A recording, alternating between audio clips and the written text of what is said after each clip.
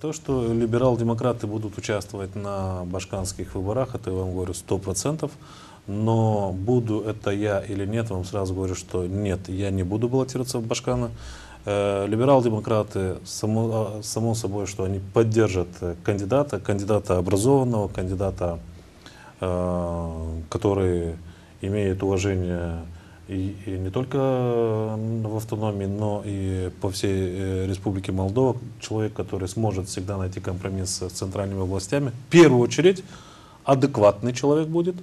И человека, которого уважает и Россия, и Турция, и Вы наверняка Европа. уже знаете фамилию этого человека. Сейчас просто говорите... Я фамилию ничего, я вам фамилию называть не буду, но человек довольно-таки очень порядочный и адекватный. То, в чем и в ком нуждается на сегодняшний день у нас автономия. Он будет выдвинут либерально-демократической партией или будет поддержана кандидатура, которая есть сегодня? Он не будет выдвинут либерал-демократической партией Молдовы. Мы будем, еще раз говорю, мы будем участвовать. Не обязательно, чтобы либерал-демократы выдвинули своего кандидата. Но это будет кандидатура Альянса? Нынешнего Альянса? Я не думаю, что это будет кандидатура Альянса.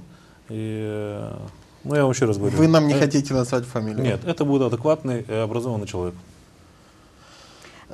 Петр Петрович, который заслуживает быть башканом Гагаузии, который вытащит ну, хорошо, это Гагаузию из всего того, это житель куда мы Гагаузии? попали. Да.